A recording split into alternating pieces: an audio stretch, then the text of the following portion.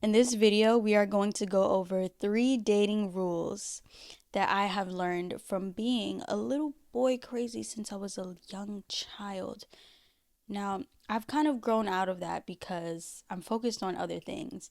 But when I was younger, I was very flirty, very into boys. And this is probably because I have 3 older sisters. These rules that we are going to go over are actually from observing my 3 older sisters. My name is Kira, and I am an awakened woman sharing my experience and helping other awakened women in natural healing and inner beauty. These 3 older sisters of mine are so beautiful and amazing, and they are quite a bit older than me. So the smallest age gap is 8 years. So I have been watching them grow up as I've grown up, and I've seen everything that they have dealt with men. Not everything. Obviously, there's some things that went on behind the scenes that I don't know about, and still going behind the scenes that I don't know about. But I have seen plenty. I've seen secret parties. I have seen sneaking out of hotel rooms on family vacation. I have seen pregnant, pregnant bellies, right? And so, watching all these things and observing, I have gained some dating rules. Now, there are some things that my sisters have told me about dating specifically, but these 3 that I'm going to go over right now are just things I've picked up as a youngest sister playing detective. Can't help it. So let's go over rule number 1, which is to go with the bad boy who is good. So let me explain exactly what I mean here. Women are attracted to bad boys because of the masculine traits that they display.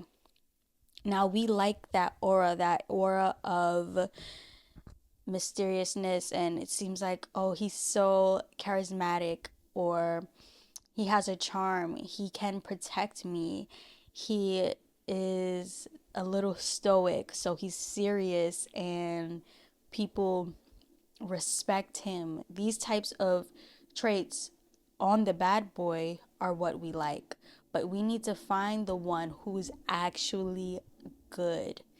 Okay, who's actually good. I hear a lot about change your type and things like that. Now, I can understand why you would want to change your type, especially if you are attracted to bad boys. But usually the women who are attracted to the bad boys are the, oh, how would I say this? The bad girls. Sort of the girls who have this dark feminine type of energy, or just really naive women who just want to go after the boy who has the most attention. But if you are that woman who is embodied in her feminine energy, you're still going to want to attract that type of bad boy who is good in your partner. So this basically means don't change your type. If you like a certain look on a man or a certain behavior in a man, you should find the man who is actually good, who acts that way. If I like, men with a certain who are a certain way, I'm not going to just change my type because that's what people on the internet are saying in order to find true love. I know that there is a man who has the qualities that I desire, and I have the matching traits. So find the bad boy who is actually good. Also, if you are a textual learner, I have a blog post written that already has all 3 of these dating rules that you can just go ahead and skim through and read if you would like. So, if you see me looking down, I am looking at some notes here. Yeah, so with this bad boy who is good, you feel safe with him. And it's so funny because actually I have tried this thing where I've changed my type, and I grew up in New York City in the Bronx and in Harlem, and I grew to be attracted toward a specific type of man and a specific type of look. And so as I've been changing my type, which I don't really like using that phrasing, but basically looking for the boy or man who is actually good, I've been imagining him in a certain type of attire, right? So that's going to be earrings in the ears, chain, white tee, Air Force Ones. That look to me, like that classic, basic type of look, to me is what I find attractive. And if I see a man who I'm like, is he really cute or not? If I picture him in this specific attire and he's cute to me, then I know. But that's just a little trick if you are anything like me and you're trying to spot those bad boys who are actually good. Okay, it's like you gotta see through certain things. And on this note, right, the bad boys who are actually bad, they're gonna stay bad. They're not gonna love you. So a lot of the time us women get with bad boys because we think we can change them. They give us attention, especially if you are a powerful, beautiful woman who gets a lot of attention. There's going to be men that are attracted to you, and you're going to be attracted to the one who is, that guy. And if this guy is a bad guy, he is going to say sweet things, do things. But if he is actually a bad guy, he's going to stay that way. There's nothing that you can do to change him. And there's nothing you can do to make him love himself. You can try to give him tips. You can try to help him with certain things. You can nurture him and love him and do all these things. But if he's a cheater, he's going to cheat. If he's a liar, he's going to lie. If he's a bum, he's going to be a bum, bum, bum. He's going to stay a bum. And you need to escape as fast as possible, because women with this nurturing quality that we already have get stuck in these relationships where beauty just decreases, life force is stolen from this bum, cheater, lying type of man. And I go over green and red flags in a video that I will link down below if you are interested in some green and red flags in relationships. So speaking of how a woman is very nurturing and loving in relationships, let's move on to rule number 2. Rule number 2 is he must be providing for you, or else you will be providing for him. I need to put exclamation points in the air, because many women find themselves in this predicament, and especially Black women. I don't know why this is, but I hypothesize because of the attacks on the Black family structure and how many families grow up with the mother being the head of the household monetarily, bringing in the finances, and she's taking care of everybody, whether the father, he might be absent, or he might be, whatever, struggling to get money, just got out of jail, who knows, struggling in any type of way. We see mothers taking on this provider role, and the children, especially daughters that grow up to be Black women, they see this as an example, and they think that they are automatically supposed to be the providers, but they're not. This is not the way that things are supposed to be. And if they don't learn a better way, they get stuck in these cycles. And this can happen subconsciously. Many Black women might be aware that they are not supposed to be the providers, but if they have this certain programming, and if they are being swindled by men, they can stay in this provider role. And what I mean by swindled by men is that he is laying the pipe. Y'all are having intercourse, but you're not in a marriage. You are not in a marriage with this man, but you're giving up your body, you're giving up your money, your beauty, and your health, and he's not pouring back into you. Men know that if they can lay you down and lay it down, then they can likely get things from you. I just watched I just watched this movie, the movie with SZA and Keke Palmer. I think it's called One of Them Days. And you'll see that the man that SZA is with is living in her house. She is giving him money. He's taking it, running with it, cheating on her, living in her space. And it's because he knows what power men can have on women if they are having sex with that woman. Yes, men know this. They know that if they can get in them drawers, they basically get in your mind. And the thing about men is they don't have to feel any certain way about they don't have to love you. Women tend to fall in love in certain ways after intercourse. And if you are in a relationship, having intercourse, and he's like, "Baby, I promise I'm going to get me a job," or "Baby, I promise that I'm going to get us a car, I'm going to get us a house. In the next few months, I'm going to be a millionaire, baby. I promise." If he's making all these empty promises, you need to write things down, keep track, and honestly, just leave. Get out of there quick, girl. Listen to rule number 2. If, and rule number 2, right? He must be providing, or else you will be providing for him. Let me see.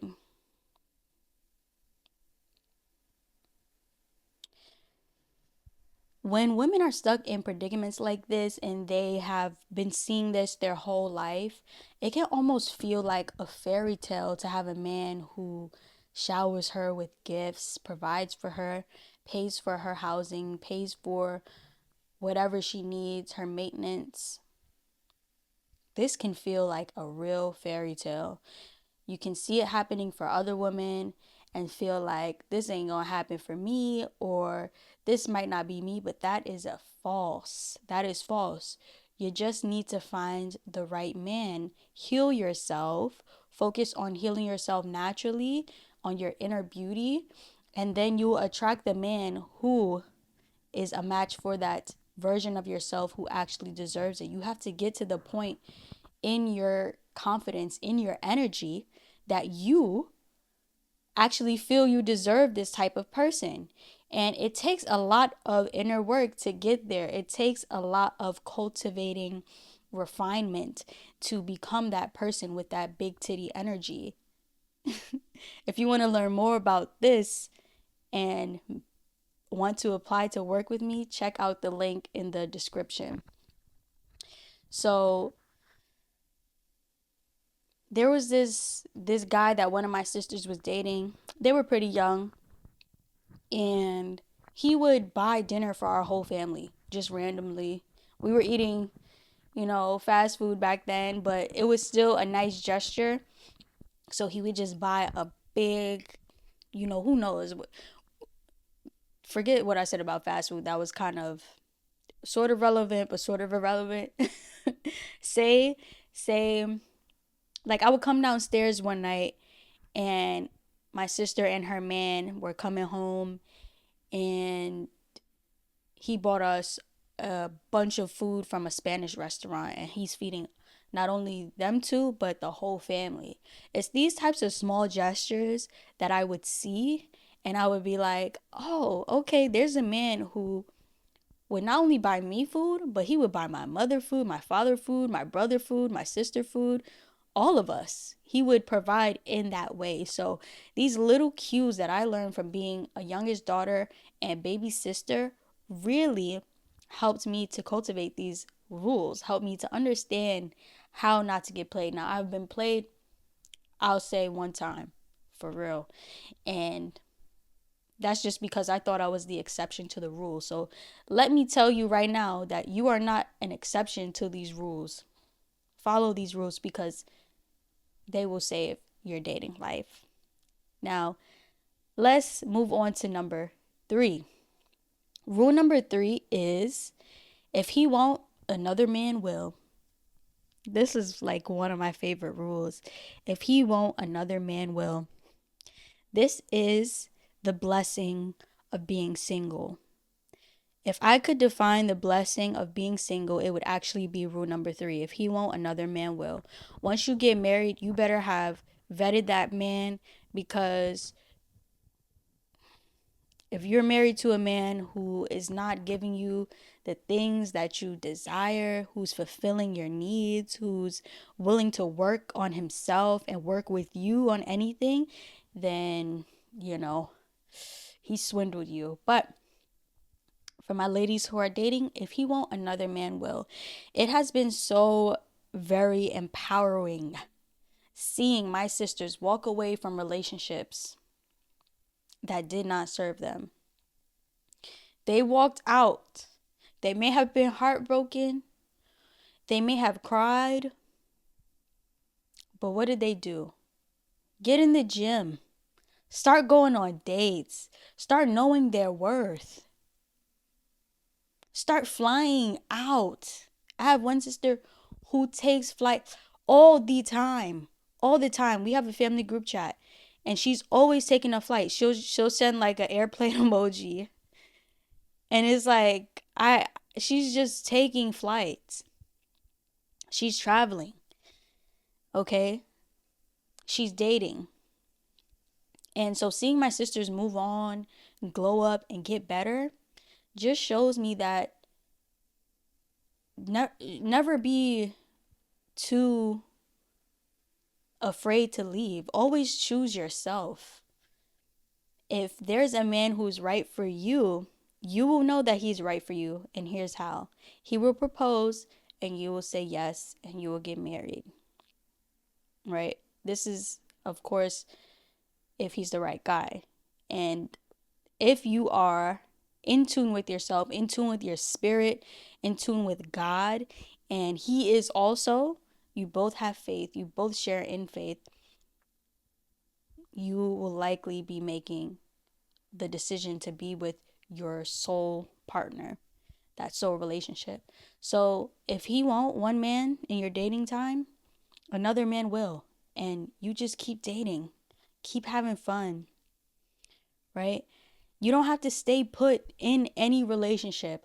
I know what it feels like to feel stuck in a relationship, and it is actually just a mental cage. The cage isn't physical, but you're acting like you're in a physical cage and you can't leave. Now, I know there are situations where men are crazy. Some men are crazy, and that mental cage might be real. It might turn into a physical cage. But if you are in a situation that's like that, please call somebody, seek help. But if it's not that serious, then the mental cage is what's holding you back. So get a journal, get a pen, write down all the reasons why you're staying. Why are you even staying? Write down all the reasons why you desire to leave. Who you would become if you did leave, even if it took a year or two to heal past that, even if it took 5 years. Isn't that worth it? What is your life going to look like if you don't leave? 5 years, 2 years, 1 year, 10 years down the line. What would your life look like if you stayed with someone who doesn't love you, who's taking all your money, who is cheating on you, who is lying to you, who's giving you STDs, who is doing all this crazy stuff? What is your life going to look like? What are you teaching your children, the people around you, the women around you, the men around you? Think about that. And what is it going to feel like when you are free and thriving and abiding by these dating rules that are going to save your butt? They're going to save your booty in this dating world. We have been taught some things that need to be unlearned. But luckily for me, God knew to give me 3 older sisters. Because I'm telling you, from the time I was 5, child, I don't know what I was doing. What movies I was watching to be learning all this stuff about boys and boys and flirting and doing all these things. God knew to give me 3 sisters to see in 3 different ways what could happen if I don't get my stuff together, if I don't get myself in order. And also, luckily, I have found myself in relationships that have been pretty decent. They've been okay. And I've never had to experience anything majorly extreme. I've experienced some things, but we heal, we grow. So, luckily for you, you have me, who has 3 examples from 3 older sisters of ways life can ebb and flow. And I'm just giving you these dating rules from my detective work and my detective skills. So let's go over them one more time. Rule number 1, go with the bad boy who's actually good. Rule number 2, what was rule number 2? Let me go back. Rule number 2, and this was a big one. He must be providing for you, or else you will be the provider. You will be the one providing. And rule number 3, if he won't, another man will. Those are the 3 dating rules from my 3 older sisters that will lead you to success in your dating life. There are many other rules, many other things that I have learned from my observations and my work as a youngest sister. But take these 3 and see how they change your life and see how they help you stay golden.